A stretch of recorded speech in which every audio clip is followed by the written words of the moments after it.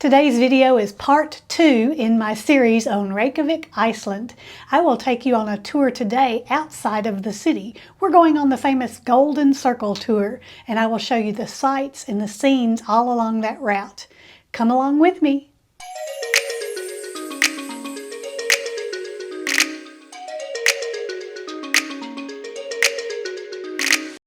It's our second full day in Iceland, here in Reykjavik at the Center Plaza Hotel. The view outside is much cloudier today than it was yesterday.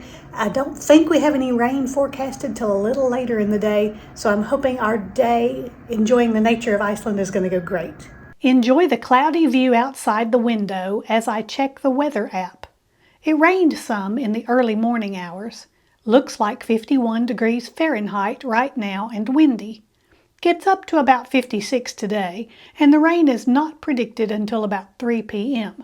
So still then just a 50% chance. That means it's 50% chance that it won't rain too, and I hope for those odds. We booked our tour online direct with Nice Travel. Our pickup time was for between 8:30 and 9 a.m. We arrived at bus stop number 1 at 8:30, and it was about 8:50 when the coach arrived. We had 2 more pickups at hotels on our way out of town. So I would say that the tour started around 9 a.m. once all of the different pickups were done. And it was definitely not long before we were out of the city. They do like their roundabouts or traffic circles, whatever you call them where you live. And it starts raining, so the views from the bus are not all that great. But even through the rain and fog, we can still see the steam rising from geothermal springs along the way. Our first stop was at a geothermal park. The whole town was built on an active geothermal area. The guide told me that the H is pronounced like a K when in front of a V, so this is Hveragardurinn. This gentleman welcomed us and told us a little about the park and began to prepare a snack for us. He put some eggs into a mesh bag that was attached to a pole by a rope. We are going to boil some eggs. The sign says that the water temperature is 80 to 90 degrees where the eggs are boiled, which doesn't seem so hot. Then I remember that is Celsius. That means it's 176 to 194 degrees Fahrenheit. And there are plenty of signs around warning guests to stay on the path. This is a better look at the greenhouse cafe and the egg boiling well. Those eggs are down there boiling away. There are lots of little boiling springs all around the property and a path to take a leisurely walk. This community bakes bread, Hveragardurinn. Maybe I said that right. It means hot springs bread, by burying special pots in the hot ground. After touring the grounds, we were invited in for a snack of rye bread and boiled eggs. The bread was really good. The cafe also has a greenhouse attached to it, which is heated by thermal energy. This way they can grow vegetables all year round. Back on the road again. Horses are raised in Iceland for 2 main purposes: tourism, trail rides, and meat. The landscape changes all along the route. This relatively flat area has some homes, and soon we see large rock-strewn hills before we get to our next stop, Kerid Crater. Our entry fee is included in the tour we booked. There's a path up to the crater, and adventurous folks with enough time and energy can walk all around the rim. The crater is gorgeous, and the blue lake is stunning. I chose to stay on the front side, but my hubby is one of those little dots on the other side of the crater. After the crater, we went to the Geyser Center. People sit on benches and stand around just waiting for it to blow. And there she blows. There is a hotel and restaurant right here on site, and the Geyser Center building has a handy ATM available if you need to withdraw some local currency, as well as a clothing store, gift shops with plenty of souvenirs, and a restroom equipped with a sign explaining how to use a Western toilet. They have a food court inside. I enjoyed some warm, delicious, hearty fish soup with a Fanta orange. The cost was 3,360 kroner, which came to $24.92. Our guide asked if we would like to take a quick stop to pet some Icelandic horses. Well, of course. Next stop, the Gullfoss Waterfalls. What a powerful, stunning marvel of creation. Be aware you cannot camp or fly drones here.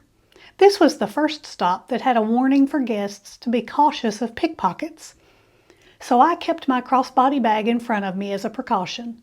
This is definitely a popular tourist site, and many visitors took the path to the lower lookout, guaranteed to get a little wet from the spray.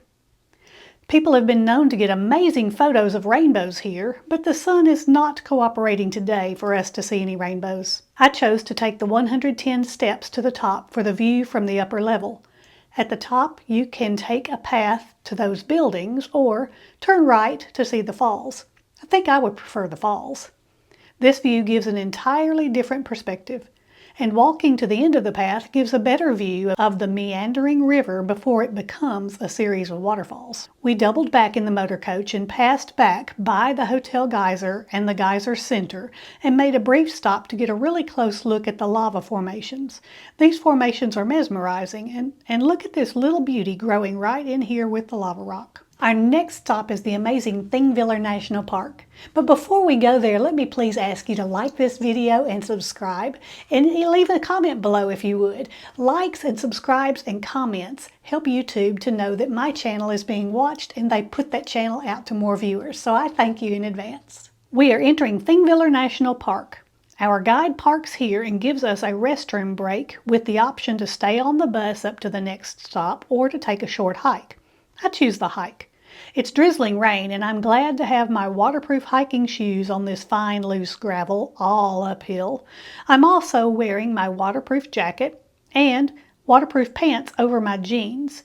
And the beanie is keeping my head and ears warm under the hood. You didn't catch this gal unprepared that day, but some windshield wipers for the glasses would have been a nice thing. We came from way down there on the gravel path and then on a wooden path that takes us through the natural fissure in the rocks. At the end of the trail is the visitor center. The first letter on the sign that looks similar to a P is pronounced like TH in Icelandic. So this is Thingvellir. The visitor center has an exhibit hall, restrooms, a small cafe, and a gift shop. If you're coming here independently, there is a fee to park, payable at this kiosk indoors. This was the last stop of the tour, and we were dropped back off, short walk back to our hotel. Once again, we ate at a restaurant which was very near our hotel, the gastropub. I'm not going to try to pronounce the Icelandic name. We saw this restaurant every day, and they changed the costume on the pig often. It has a vintage rustic feel. The restaurant has 2 stories, and they seated us upstairs. The restaurant offered an Icelandic tasting menu at 12,900 kroner, or about $95, but there were not enough adventurous eaters in the group ready to try smoked puffin, whale, and horse tartare, so we just each ordered our own individual foods. Our group ordered bang bang broccoli, hot cod tacos, beef carpaccio, seafood soup, pan-seared tiger shrimp, and a burger. For me and my hubby, it was soup and the burger. It's embarkation day, and I'm looking forward to getting on a ship and knowing that all my food is paid for at this point. It's a small port with only one ship today, the Norwegian Star. Today we have pre-booked a shuttle from our hotel to the pier through Viator. Signage is very clear, directing us to baggage drop-off. The building looks like it could be a temporary structure just for the cruise season. We follow the queue for the security lines and then follow a separate line waiting for one of the many stations checking in folks for the cruise. They gave us our room keys here at check-in. Then a line waiting for passport control. The early birds have gotten all of the available seating to wait until the ship is ready for boarding, so we are just standing in line. Fortunately, though, we only waited a couple of minutes before they announced that we could board.